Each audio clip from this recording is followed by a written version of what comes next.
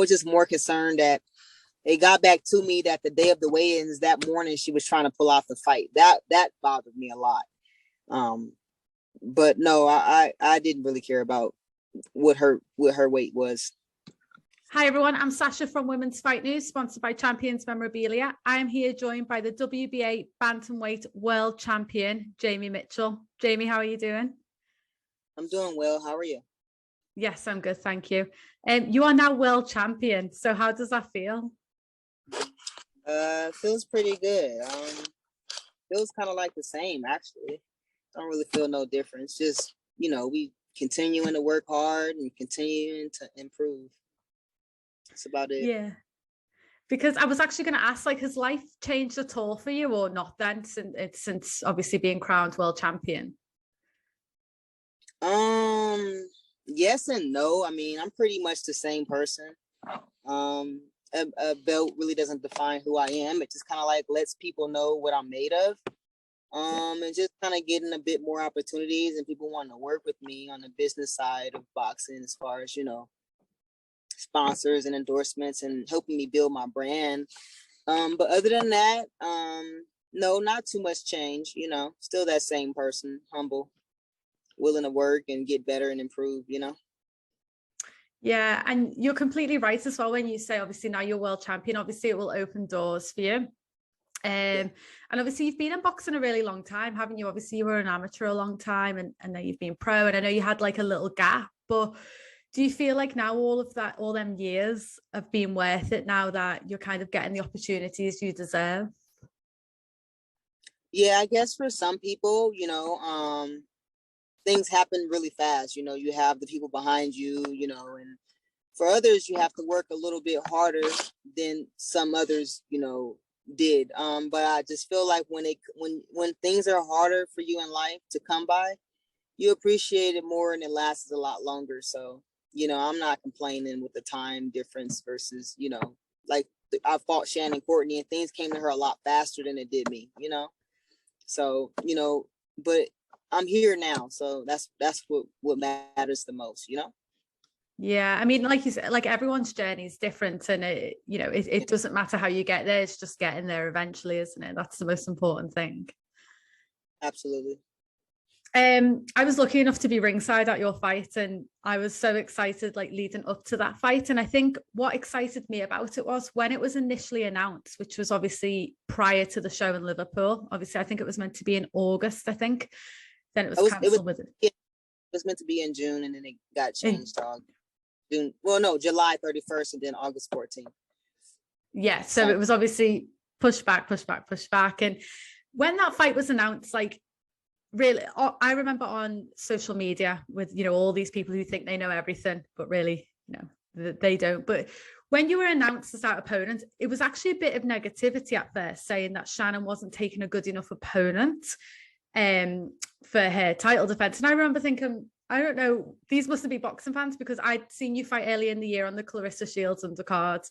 If you look into your amateur experience and actually what you've done, I remember thinking this is a very bold move for a first title defense, and you went in as the underdog. Did that motivate you even more? Nah, it didn't really motivate me any more than I was already motivated when I signed the contract.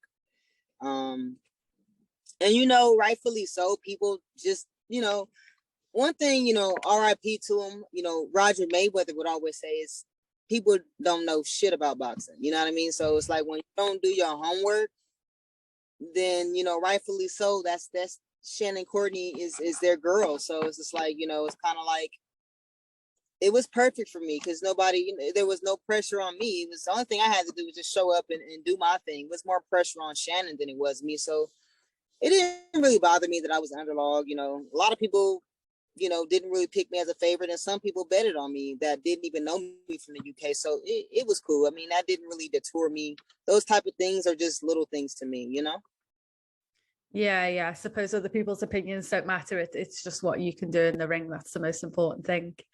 Right. How was your time in Liverpool then? And, I know obviously you didn't get to spend a lot of time. I know you were there obviously for work purposes, but did you feel like Because I felt the crowd was actually really on your side, considering you were the away fighter. How did you feel about it?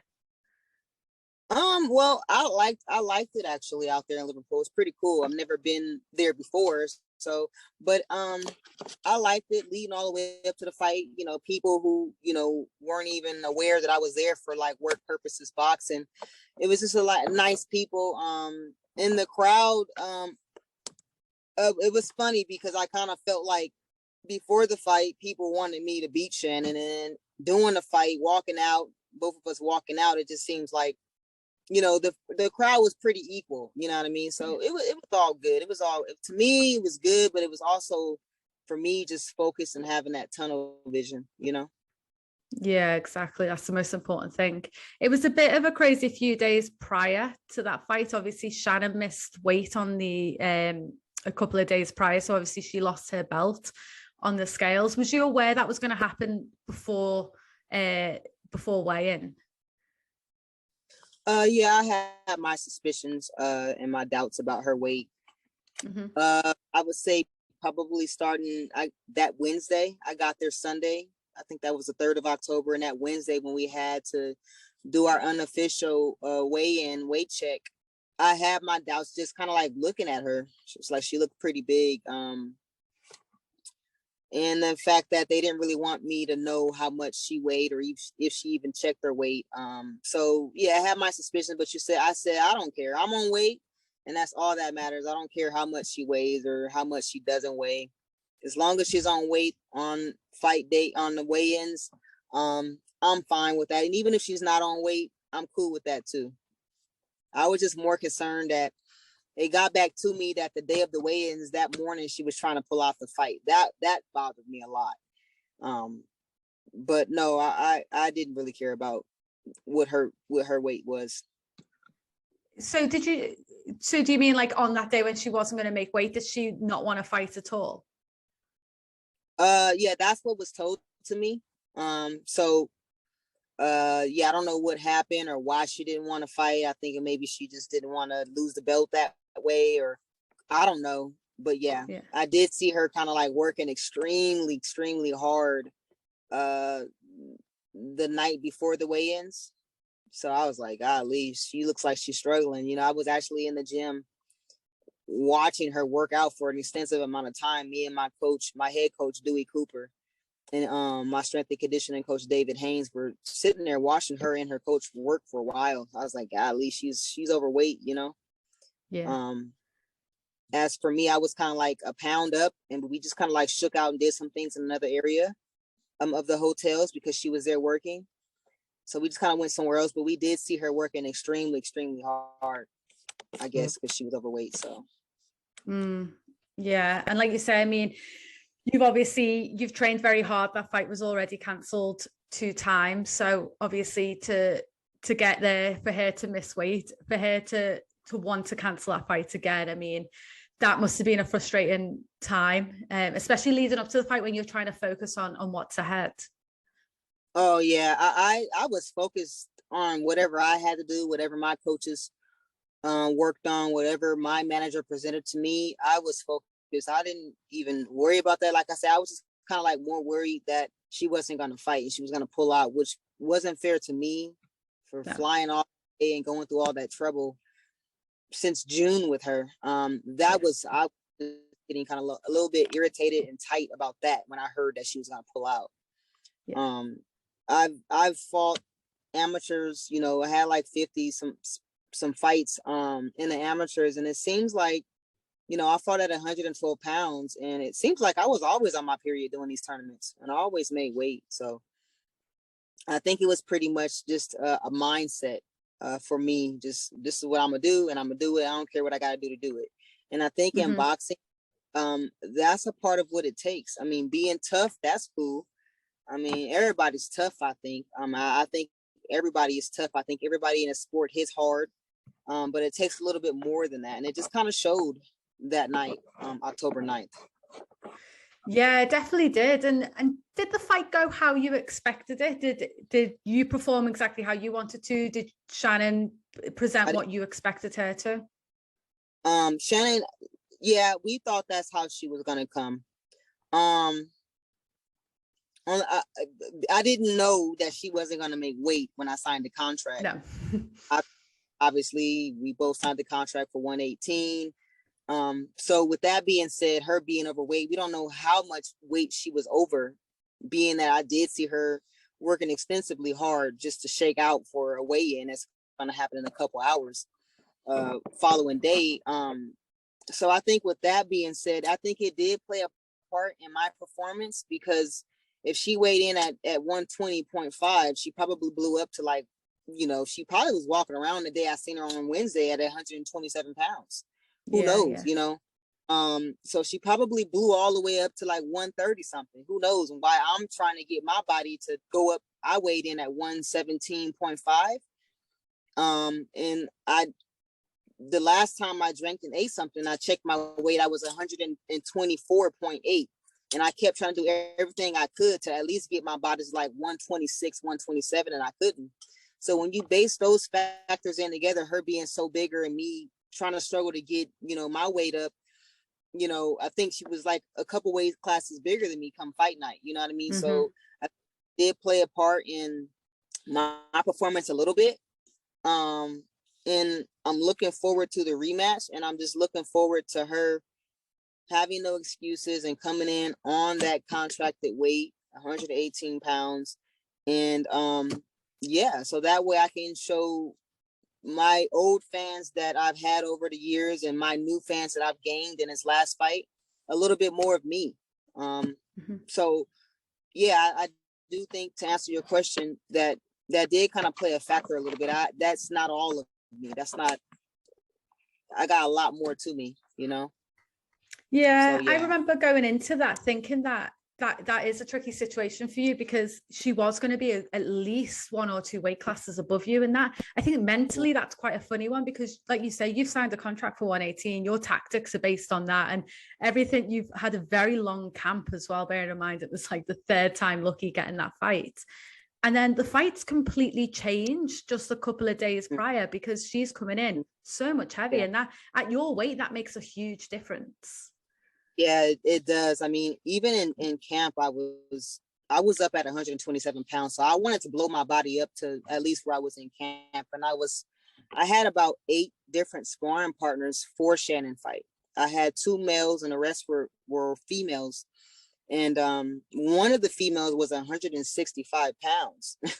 So it's good that it's good that I had that particular sparring partner because of this issue. But I just kind of hope that I'm all about being professional in every corner of it, keeping my word of whatever the contract it says, and holding and doing my job, and being able to be professional, being responsible to my fans and stuff. Like I really love boxing, you know what I mean? So I just kind of hope that other people, whoever's watching this, whether it's Shannon or whoever, we all have to be professional, and we all have to be a woman or a man of our word. If we saying, hey, we're going to show up at this weight, and people, the promoters and the matchmakers and everybody holding people accountable, because I don't think it would be fair if she did that again. No. And I think that there could be some type of penalization for that. Because usually you're supposed to, I was supposed to get some of her purse, and I didn't. But, I was so focused that at that point in time, I would have fought her for 2 nickels. I didn't care, I do think that next time around, that's not fair to me or whoever else could be putting up with. That's not fair.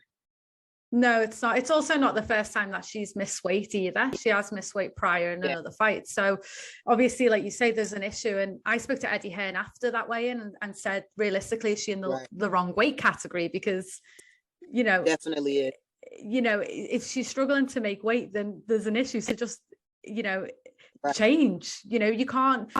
Okay, if you miss it once, but if you're missing it multiple times, there's an issue. If you're missing it when you are a world champion, to lose your belt on the scales. Okay, at the end of the day, she's lost the fight. She was losing the belt anyway, but lose it in the ring. Don't lose it on the scales. Right. Yeah, you have to be professional. I mean, there's been people where I looked at them and they made the weight, and I'm like, yo, you can look at them and tell that they struggled to make that weight. Yeah.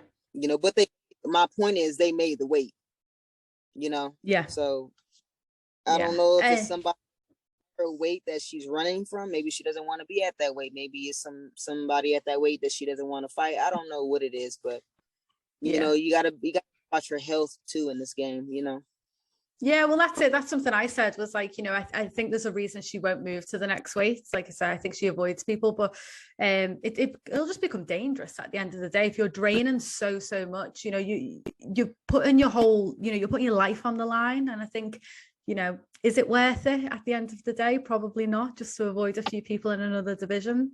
Yeah.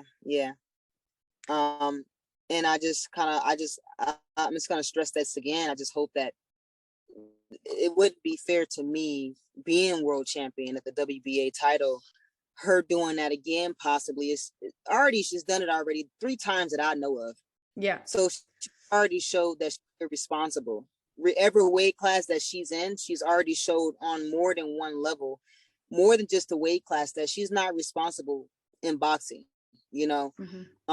and I just feel like it would be unfair to me to hold my career up and take her threatening to not fight because she doesn't want to be at this weight. She wants to kind of like do what she wants to do. I don't think that would be fair to me. No.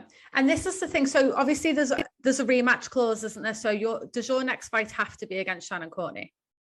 But there's a rematch clause at 118 pounds, not 120. Yeah, whatever she comes in at. But what's your opinion on? I'm not a massive fan of these rematch clauses. So, for instance, like you've went out, you faced Shannon Courtenay, you've won. I know one judge had it a draw, but I don't know what fight they were watching. But you've won that fight quite clearly. You've got a rematch. Like, I'm not a big fan of all of that because I just think it's holding, for instance, your career back a little bit. Where why can't you go and unify next? You're champion now. Why can't you go and do what you want to do? Well, I don't know about the rematch clause with Shannon because, like I said, it can be her getting down there with the shenanigans again. She might not feel like being professional in every sense of the word, So I hope that, Matchroom and Eddie Hearns takes that into consideration along with my manager. Like, you know what I mean? I'm not saying I'm up for fighting Shannon Courtenay again. I'm up for the rematch, but let's keep things in perspective, Yeah. But I do know you have to, fight for your belt twice before you can, do anything else. So I'm not against that. I'm not against fighting Shannon Courtenay. I would, hey, I think, I love fighting in the UK. So it'd be awesome to fight her in the UK or fight whoever in the UK. I just kind of want my career to be looked at too. Yeah, well, you're world champion now, and you're the priority, aren't you? Yeah, that's the part that kind of gives me, it raises my stress level because it's like, I don't want to, we're going to fight on this date and her pushing the dates back and her day of the weigh-ins trying to pull out.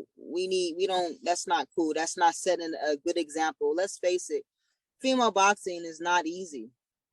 Yeah. And to have somebody like that, kind of like, that's just not fair to me or whoever could be going through it that actually wants to be here in the game, you know what I mean? And actually wants to, be a role model, so, but we'll see how. Yeah, I agree with that. I think women, especially in boxing, have to work twice as hard to get like the same level of respect. And I think the problem is when something does go wrong, the twice as much scrutiny and criticism. And that's where, like you've just said, where it's extra important, I suppose, to be like super professional, to be that role model. Are you then happy then to have that rematch in the UK again? So you wouldn't want to bring Shannon, out to America? I would love to fight in America with Shannon under, Matchroom and Eddie Hearn. But also I would like to fight in the UK too, because boxing out there, from what I noticed, is they respect you a lot more. I mean, the stadium was full. Like it just looked when I was coming out to fight. You know what I mean? Like a bunch of ants. So for that, I would like to fight in the UK, but I would like to fight in the US in Vegas, my next fight with Shannon, just because I'm champion now. You know what I mean? It's just like, well, I went out there, you come out here now. You know what I mean? But I got a hell of a team behind me as far as my coaches are concerned, and making sure that I'm ready for whatever, wherever. So I don't put too much emphasis on it, but those are my two reasonings for wanting to fight back in the UK versus wanting to stay in the US. Yeah, a few fighters have said that, you know, they'd love to fight in the UK because they do, like you've just said, there's a lot, I feel like there's a bit more respect, especially for women's boxing. Like, why do you think that is? Or why do you think America is still kind of not as caught up maybe as the UK with that respect?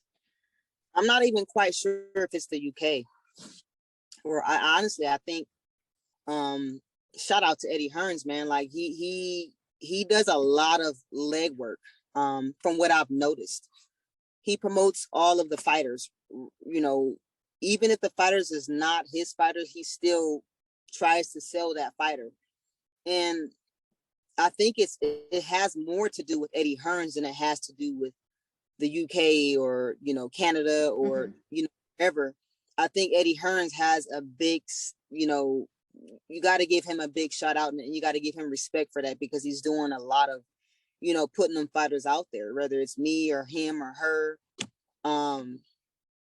So I think it's him, you know, and I'm not quite sure if he can have that effect, because I haven't fought in Vegas under Eddie Hearn. I fought in Vegas under Roy Jones, and it was like, it seemed to me like it was like 140 people in the crowd.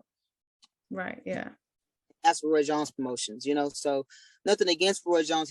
He's a phenomenal guy. I mean, I was in training camp with him for like a whole month and a half. But as far as the business part of it, I think Eddie Hearns is just doing a tremendous job, and it's going to be kind of hard to beat that. Yeah, definitely. I do think he's the best in the business, and I do think, especially women's boxing, he's taken over. I think he's monopolizing that for sure, and it is great to see. Like I say, Liverpool was sold out. It was probably one of the best atmospheres I've sat in as a fan. And watching every boxer coming out, I thought, what a dream that must be to walk out. And it was busy from the first fight. And I mean, like the first fight was at like 5 p.m. like before it was televised, and it was so busy. It was amazing to see. Yeah, I think it's just like kind of like the UFCs versus PFL. It's the concept. I mean, UFC is, it's like they're so relaxed because they're so, you know, popular, to where it's like, okay, but PFL fighters, they fight like they hungry. You know what I mean? It's just like, because PFL put them fighters out there, just like Eddie Hearn does with his promotion. So I think that has a lot to do with it. Yeah, definitely. No, I agree with that. It's like, you know, we can't get complacent, and I think a lot of promoters just get complacent. Yeah, and I think with a lot of promoters, they've been in the game a long, long time, which is great in one aspect, but also I think sometimes they're behind the times, like they're not quite caught up with what needs to happen now. They're not as relevant. I feel like that's a bit of a problem in boxing. Yeah. Having said that, like someone like Jake Paul, what's your opinion on him, who's causing a bit of a stir in boxing? What do you think of him and what he's doing in the sport? I think Jake Paul is doing some great things as far as, you know, kind of like in a sense with, like we just spoke about Eddie Hearn, you know, kind of helping the people a little bit. And we saw something on Twitter. I didn't get to read it all the way because I was more concerned on trying to get with you, but you know, him kind of putting money into people's pockets, and, you know, people that's been in the game much longer than him, obviously. But on the flip side, I just kind of feel like, you know, you got to get all the way in or get all the way out. I mean, people look at boxing from a distance or all on TV and they, oh, wow, that's pretty. I want to do that. And you get in the game, you realize, you know, that 20 minutes or that 36 minutes that person's fighting for, they train for like 3 months, you know, to look like that. And I just kind of feel like, you know, I would like to see him fight some better competition, you know, to kind of like respect him as a fighter. I respect him as a person and just going out and helping people, because that's how I am. I love to help others. The picture's always much bigger than just me. But as a fighter, I look at him a lot differently than I do as a person, you know what I mean? Yeah. As a self, you know? Yeah. No, I agree with that. Like, say, he does do great things for boxing. I think, like, you look at what he's done for Amanda Serrano, and obviously she's worked very hard to get where she is. a promoter or a manager then, Yeah, rather than a fight. That's where I'd like to see him. I'd like to see him on that side, right? I don't really want to see him in the ring. I'm not too fussed about any of that. But Exactly. yeah, no, I agree. So we'll take away like the Shannon Courtenay rematch, because obviously that rematch clause, that's going to happen. I know you're not going to look too far past that, but is there anyone in the division that you would like to get in the ring with? Honestly, that's never been my style. I'm not like, a talker and Yeah. call the people out and stuff like that.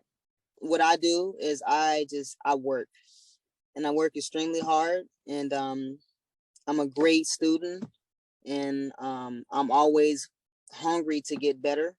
Win, lose, or draw, I always want to do better than my last time out. So my whole thing is, what I do is I work hard and I wait for my manager to call me. Yeah. And my manager, me, both my coaches, we sit down and we talk about it and we make an agreement. Mm-hmm. And before Shannon, my career was, still trying to grow, and now we're a little step closer. So obviously we're trying to build me, but I don't have anybody, I want to fight this person, or I'm going to do this and that. Right now, I'm just trying to make a full package out of myself, and fighting this person or that person is all good as long as it makes sense. Yeah, 100%. And it's something I'm presuming you would like to unify down the line and things like that. Absolutely. Yeah. So I know I'd put on Twitter saying, I'm hope, if you got to ask Jamie Mitchell a question, what would you ask him? I've got tons of questions, but people were like, would you fight Dina Thorsland, as, to unify the division? Well, honestly, I'm not trying to be funny. I'm horrible with names, guys. I'm super duper. I'm more of a face person, so I don't even know who that is, and I'm not trying to be disrespectful. That's fine. But yeah, but she's another, she holds a belt and she's doing well in the division. I think that's something that would excite people, and people just dropped a few names, and but she was one that would come up if I'm presuming, obviously, if you got past the Shannon fight, I'm just guessing your goal would be to potentially unify in the division. Yeah, absolutely. I mean, absolutely. But like people didn't make a career for themselves just jumping into things. Everything's about making a smart move at the right times, you know what I mean? And my, having a full team is what I'm working on right now, you know what I mean? And making smart choices for myself to build, you know what I mean? We're not trying to just crash because we took the wrong move, you know what I mean? So yeah, that makes sense. And it's like building your profile along the way as well. Yeah. When can we expect you next out then? So is the rematch the next fight, I'm guessing, and when would we expect that to be? I seen somewhere where it was January. Okay. Managers, he's probably still traveling back because he was in the UK with the Mary McGee. Yes. Yeah. So I haven't got a chance to talk to him. I haven't even got my belt yet. Have you not?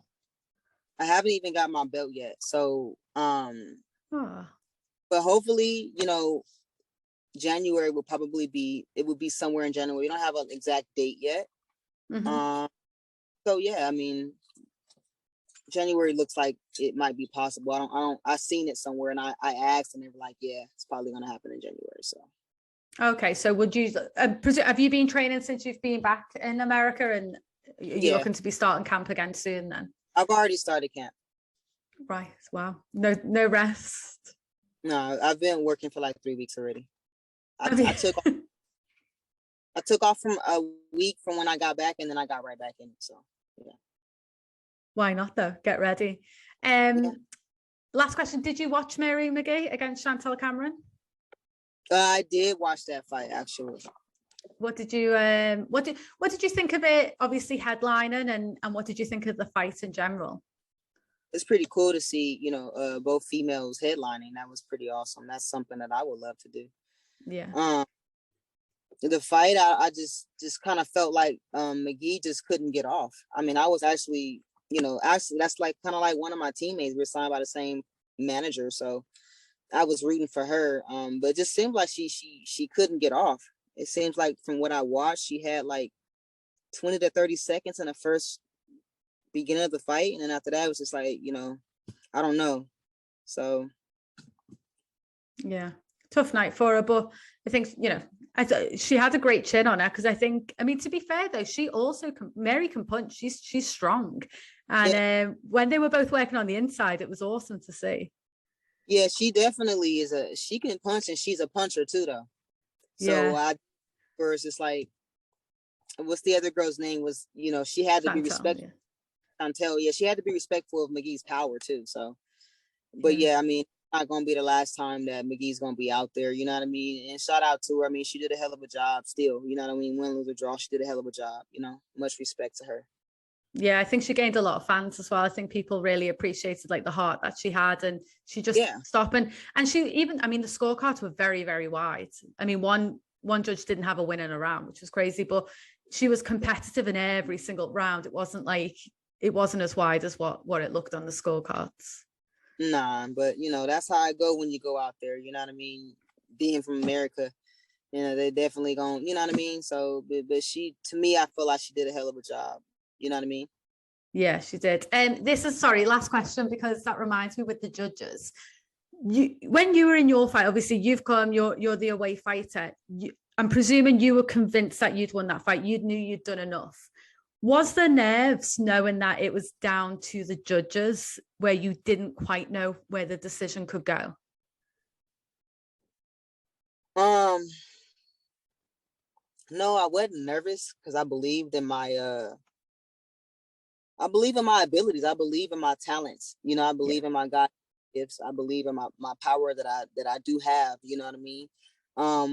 Of course I wanted to knock her out, you know what I mean? Because I just felt like leading up and going out there, hey, I'm going on her soil, so I felt like that's what I need to do. And that's why, if you watch the fight, or people who have watched the fight, you saw me being busy.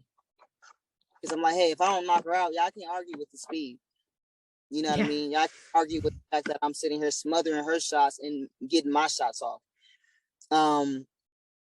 But like I said earlier, I'm fighting somebody who's 2 weight classes above me at this point. So all I could do was just box and pick that pace up a little bit, and kind of like, go back and forth. And that's what I was doing. I mean, I kind of heard, a lot of, the commentary was kind of talking bad about me a little bit, but it's okay. We just gonna go back and we're gonna work on things. You know what I mean? Mm-hmm.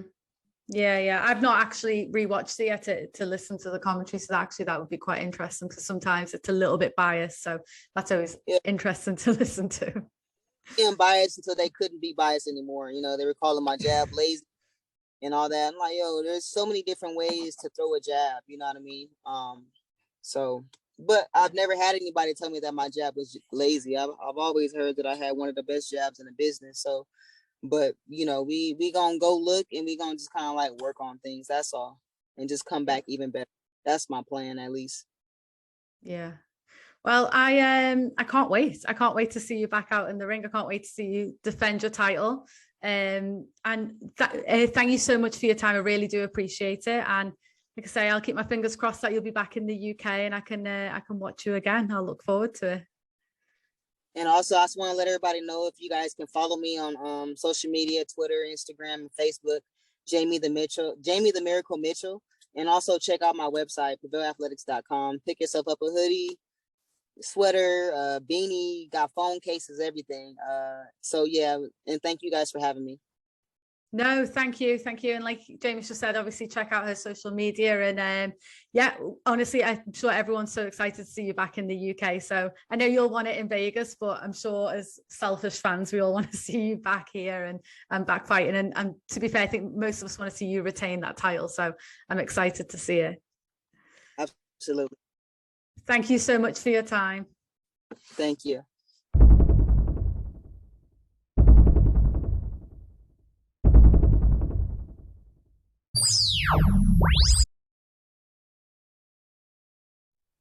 Thanks for watching. Make sure you hit like and subscribe to our channel, where we have new videos dropping all of the time.